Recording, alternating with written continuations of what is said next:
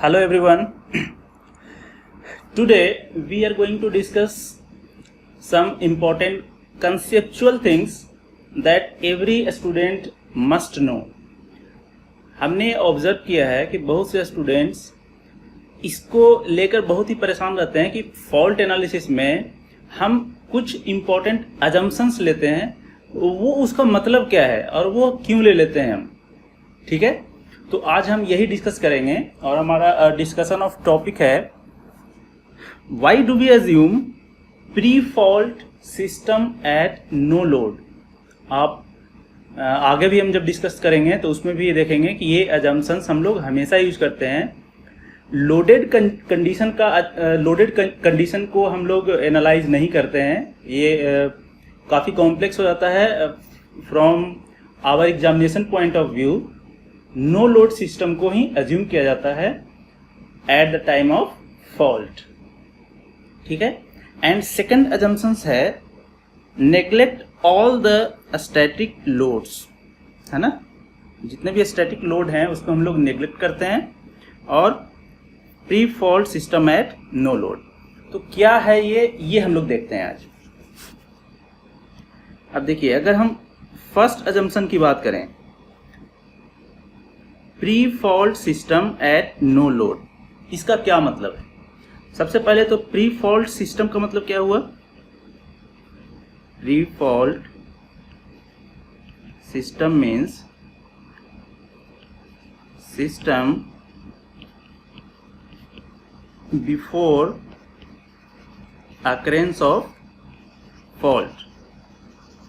ये मतलब होता है प्री फॉल्ट का, है ना. और नो लोड का मतलब हो गया कि वो लोड से कनेक्टेड नहीं है ना. No load means no load is connected to this power system. और नो लोड का मतलब क्या होता है, जो करंट होता है ना, आई, वो जीरो होता है. नो लोड पे जो लोड करंट होगा, लोड करंट वो जीरो होगा. ठीक है. तो ये अजम्पशन हम लोग यूज करते हैं. अब क्यों यूज करते हैं उसको हम लोग देख लेते हैं. एज वी नो, क्या जानते हैं आप, जब भी फॉल्ट होता है पावर सिस्टम में कहीं पे, when fault occurs on power system somewhere,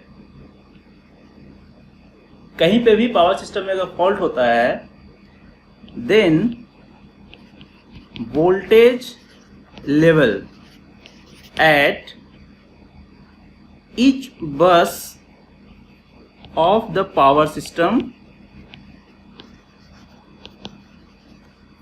decreases, है ना. पावर सिस्टम का जो हर एक बस है, उस बस का वोल्टेज लेवल पहले से घटा हुआ मिलेगा, है ना. और जिस पॉइंट पे फॉल्ट होता है उस पॉइंट का वोल्टेज लेवल तो बिल्कुल ही डीप करके और बहुत ही कम हो जाता है. इवन अगर सॉलिड फॉल्ट हो रहा है वहां पे, तो वोल्टेज वहां पे जीरो हो जाएगा at the point of fault. ठीक है. तो पावर सिस्टम में जो वोल्टेज लेवल है ईच बस का, वो डिक्रीज होके बहुत ही लो वैल्यू हो जाता है. Decreases to low value. ठीक है. अब जब वोल्टेज ही हर जगह डिक्रीज हो गया, it means current drawn by load will also be reduced to a very low value with respect to fault current. Low and high value हम लोग किसी के रेस्पेक्ट में बोलते हैं. ऐसे ही लो और हाई कुछ नहीं होता है. इलेक्ट्रॉनिक्स डिवाइसेस के लिए एम्पियर इज लार्ज वैल्यू, ठीक है, but in electrical system ampere is low value in ampere. उसी तरह से ये जो वोल्टेज के डीप होने से जो करंट घटा है थ्रू लोड, उस करंट का वैल्यू कम हुआ है, उस किसके रिस्पेक्ट में हम लोग कह रहे हैं, फॉल्ट करंट के रिस्पेक्ट में।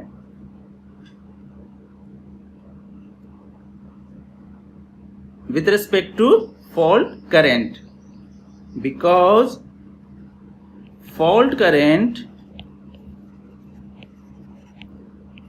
कितना होता है, 10 to 20 times rated current, और यू कैन से 10 to 20 पर यूनिट, दोनों सेम ही चीज है ना। जो फुल लोड करंट होता है, नॉर्मल फ्लो ऑफ करंट, जिस समय फुल लोड पे कनेक्टेड है सिस्टम, उस समय जो करंट फ्लो होता है उसका 10 to 20 टाइम्स होता है fault current.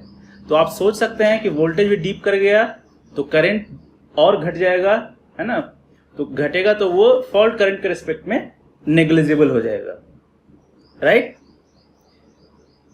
That's why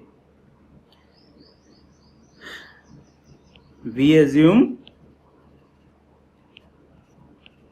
pre-fault current, जिसको अगर हम I नॉट कहें, इज इक्वल टू 0, है ना, इसको हम लोग 0 ही कंसीडर कर लेते हैं।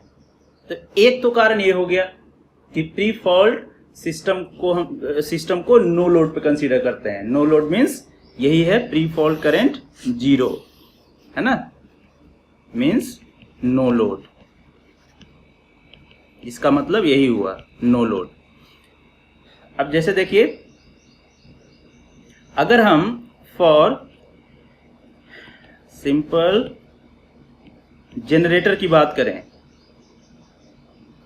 ऑन पावर सिस्टम, अगर हम सिर्फ एक जनरेटर की बात करें तो क्या हम उसका इक्विवेलेंट सर्किट बनाते हैं, ठीक है। ये है बस,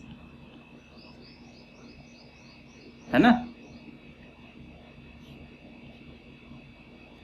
ये बस है, ये है ई जी और ये है जे एक्स जी समथिंग, ठीक है। यही वो पॉइंट है सपोज जहां पे फॉल्ट आना है ना, ये है फॉल्ट पॉइंट, सपोज कर रहे हैं ऐसा हम फॉर एग्जांपल। तो हमने यही कहा कि system at pre fault condition no load पे कंसीडर किया जाएगा। इसका मतलब ये है, ये कौन सा करंट है हमारा, प्री फॉल्ट करंट। फॉल्ट अभी नहीं हुआ है ना, तब का हमें डिस्कशन कर रहे हैं, ठीक है। तो बिफोर फॉल्ट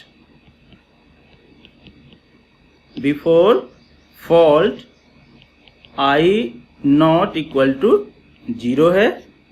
तो बताइए, आई नॉट अगर 0 है और ये वोल्टेज, ये जो वोल्टेज है, this is your VT, suppose this is your terminal voltage of generator, और this is bus voltage to which this generator is connected.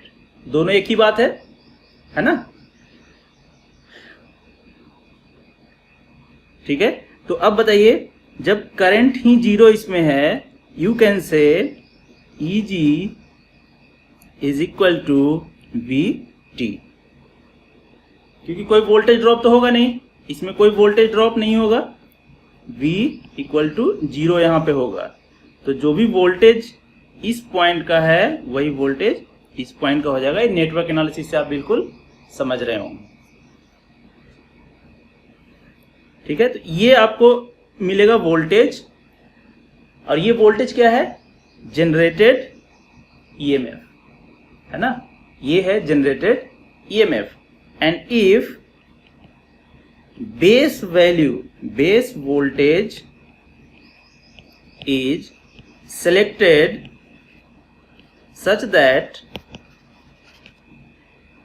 VT जो टर्मिनल वोल्टेज है वो 1 पर यूनिट के बराबर हो जाए, है ना, जो जनरली होगा। आप जब क्वेश्चन सोल्व करेंगे या जो भी आपका सिस्टम रहेगा उस पे ये कंडीशन ऑलवेज आपको देखने को मिलेगा, है ना, ये मिलेगा आपको देखने को। अगर VT 1 पर यूनिट है सो EG will also be 1 angle 0, ठीक है। इसीलिए हम हर एक जहां पे भी इंड्यूस्ड EMF है या for synchronous generator, synchronous motor back EMF है, वो सारे EMF को हम लोग 1 एंगल 0 से रिप्लेस कर देते हैं डायरेक्टली। ऐसा किस लिए कर रहे हैं हम लोग, क्यों कर पा रहे हैं? क्योंकि हमने अज्यूम किया है system at no load before the fault. समझ गए?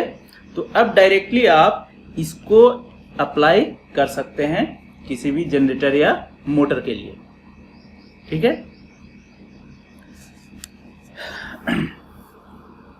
है ना, ये किसके लिए रहेगा? For all generator and Motors, ठीक है। और 1 पर यूनिट का मतलब क्या है? Rated quantity, rated value of, या रेटेड वैल्यू आप कहिए, चाहे करंट हो, वोल्टेज हो, पावर हो, जो भी है, 1 per unit means rated value, है ना।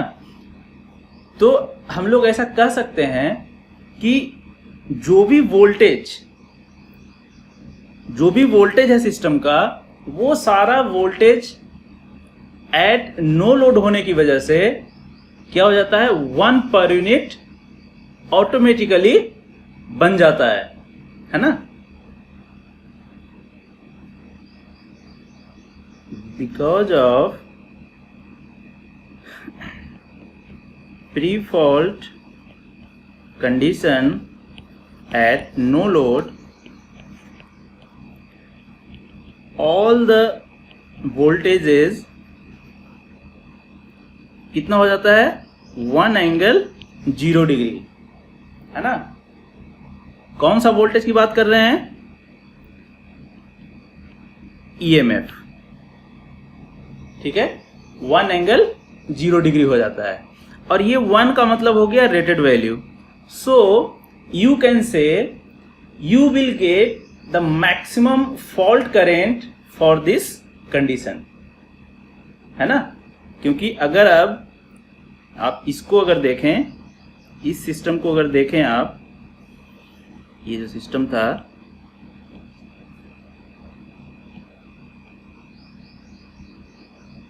है ना, ये सिस्टम था और यहां पे फॉल्ट आ गया, सपोज अब यहां पे फॉल्ट आ गया, है ना। तो फॉल्ट आने के बाद इसमें जो करंट फ्लो होगा, IF करंट फ्लो करने लगेगा, ठीक है।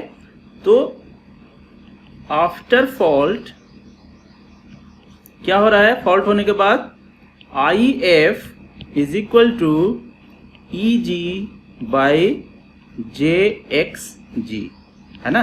और EG का वैल्यू कितना आपने फाइंड किया है? Because of pre fault system at no load 1 angle 0, है ना। तो फॉल्ट के बाद अब ये कंडीशन नहीं रहेगा हमारा, है ना। अब ये हो गया IF और ये हो गया post fault current.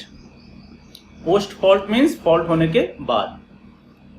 So 1 angle 0 divided by JXG, और 1 का मतलब rated value.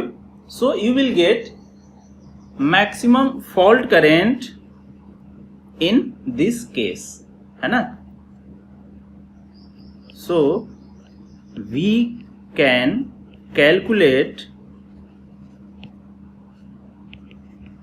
maximum fault current for worst case scenario. और वर्स्ट केस का मतलब वोल्टेज, ये जो वोल्टेज है वो जितना ज़्यादा होगा करंट का वैल्यू उतना ही ज़्यादा होगा, है ना। तो वर्स्ट केस सिनारियो का मतलब जब हम रेटेड वैल्यू यहाँ पे एज्यूम करेंगे तो करंट का वैल्यू, फॉल्ट करंट का वैल्यू मैक्सिमम मिलेगा आपको, ठीक है। So to get work to analyse to assume worst case situation, ये जो no load condition pre fault condition at no load है, वो ये वर्स्ट केस कंडीशन को भी फॉलो करता है, समझ गए। तो ये है हमारा सिचुएशन कि जब हम सिस्टम को कंसीडर करते हैं no load before the fault, right. अब सेकेंड जो केस है हमारा, सेकेंड केस वो क्या है, स्टैटिक लोड के बारे में, ठीक है। तो स्टैटिक लोड के बारे में कहा जा रहा है कि जितने भी स्टैटिक लोड्स हैं उसको आपको नेग्लेक्ट करना है ना। Neglect all the static loads. अब स्टैटिक लोड का मतलब क्या हुआ, static load containing R and L generally without any moving system, है ना। मूविंग सिस्टम जिसमें ना हो, ठीक है। लाइक इंडक्शन मोटर, वो भी एक आरएल लोड है लेकिन वो मूविंग सिस्टम है, तो उसको हम लोग स्टैटिक लोड नहीं कंसीडर करेंगे। फॉर एग्जाम्पल आप लाइटिंग को ले सकते हैं, है ना। लाइटिंग, आपके घर में जो इलेक्ट्रिक इक्विपमेंट हैं लाइक फ्रिज हो गया, है ना। इवन एसी को भी कंसीडर कर सकते हैं आप, ठीक है। हीटर, ये सब क्या है, स्टैटिक लोड है, ठीक है। इसको आपको नेग्लेक्ट करना है ना। इसके साथ साथ एक और हम यहां पे ऐड करेंगे, प्लस इंडक्शन मोटर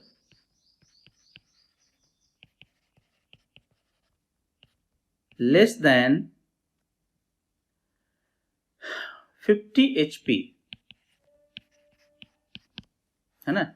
ये स्टैटिक लोड नहीं है, induction motor is not a static load, but static load के साथ साथ ये जो मोटर है, ये लोड है, इन दोनों के बारे में हम कह रहे हैं कि ये दोनों को हम नेग्लेक्ट कर सकते हैं। We can neglect a static load plus induction motor 50 HP generally, है ना। मतलब स्मॉल जो इंडक्शन मोटर्स हैं उसके बारे में कहा जा रहा है। अब देखिए क्यों हम लोग नेग्लेक्ट करते हैं। हम लोग सिस्टम में फॉल्ट जहां पे हो रहा है ना, तो सिस्टम में उसी लोड को कंसीडर करेंगे जो लोड क्या करेगा, कंट्रीब्यूशन अपना देगा इन फॉल्ट करेंट, उसी लोड को हम बस कंसीडर करेंगे, समझ गए। तो एक लाइन में इसको आप समझ लीजिए ऐसा, in the power system fault analysis only those load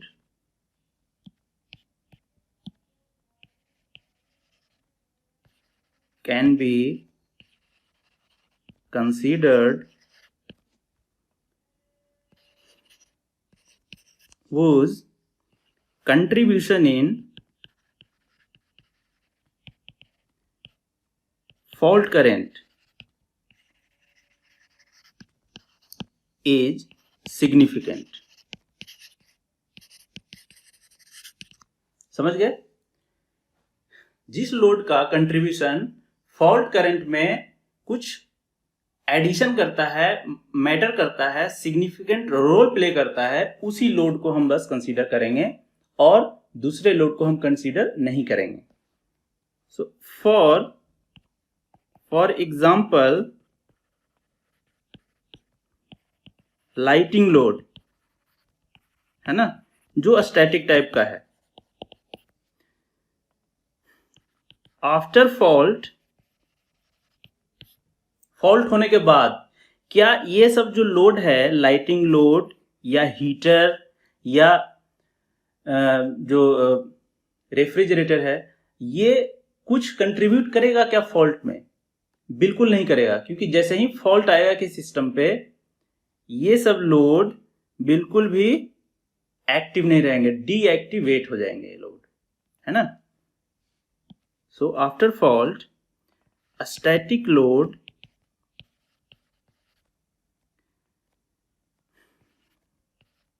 static loads do not have any contribution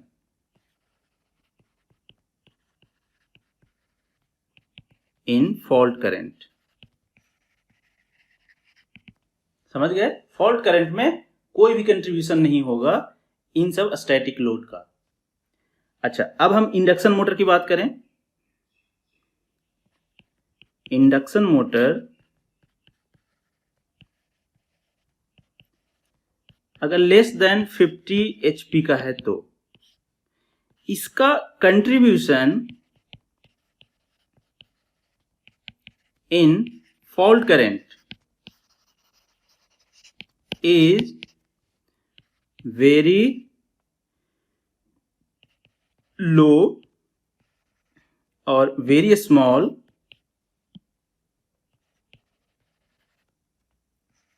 and that too for very short time. बहुत ही शॉर्ट टाइम इंटरवल के लिए इसका कंट्रीब्यूशन होता है फॉल्ट करंट में, वो भी बहुत ही स्मॉल वैल्यू, है ना, with respect to what? Fault current. ठीक है.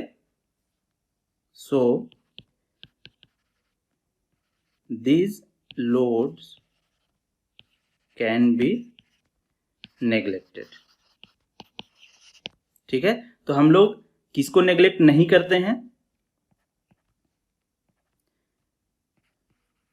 लार्ज इंडक्शन मोटर जो 3 फेज का है और ग्रेटर देन 50 HP का मोटर है, इसको आप इग्नोर नहीं कर सकते. इसका कंट्रीब्यूशन होगा सिस्टम में. प्लस सिंक्रोनस मोटर, है ना, सिंक्रोनस मोटर का बिल्कुल ही सिग्निफिकेंट रोल है इन फॉल्ट करंट, है ना, क्योंकि ये motor just after occurrence of fault ये as a synchronous generator operate करने लगता है. तो इन दोनों मोटर्स को हम लोग कंसीडर करेंगे आफ्टर फॉल्ट. ठीक है. These two motors have significant contribution in fault current, so cannot be neglected. समझ गए? इसीलिए आप देखते होंगे जब फॉल्ट एनालिसिस पढ़ते होंगे तो इस तरह का सिस्टम आपको दिखता होगा. ये जनरेटर है, जनरेटर तो रहेगा ही सिस्टम में, है ना, बिना जनरेटर के सप्लाई तो दे ही नहीं पाएंगे, तो फॉल्ट एनालिसिस क्या करेंगे? यहां पे देखे होंगे आप मोटर्स इस तरह से कनेक्टेड होते हैं, ये सारे मोटर्स हैं, है ना। तो मोटर में जनरली हम अज्यूम करते हैं कि सिंक्रोनस मोटर ही होगा फॉर एनालिटिकल पर्पस, एनालिसिस के लिए, जिससे कि हमको ज्यादा कॉम्प्लिकेशन ना आए सिस्टम। तो जब भी इस तरह का सिचुएशन आपको दिखे तो आपको ये नहीं सोचना है कि बोला जाता है system at no load before fault, लेकिन ये मोटर्स तो हमेशा कनेक्टेड हैं इससे, ये तो लोड ही है, ऑब्वियसली कोई सा भी मोटर है वो तो लोड ही रहेगा सिस्टम के लिए। तो ये लोड कनेक्टेड होने के बाद भी हम लोग कहते हैं कि system at no load before the fault. तो ये इसका मतलब क्या है वो मैंने आपको क्लियर कर दिया है। होप आप लोग इसको अच्छे से समझे होंगे। If you have any doubt then please do message in comment box, I can help you, है ना। तो आप इसको आप देखिए, और अगला जो आगे जो लेक्चर होगा जिसमें हम जब एग्जांपल्स को सोल्व करेंगे, न्यूमेरिकल्स को सोल्व करेंगे, तो उसमें हम इसका यूज करेंगे, राइट। ठीक है, see you in next lecture, thank you.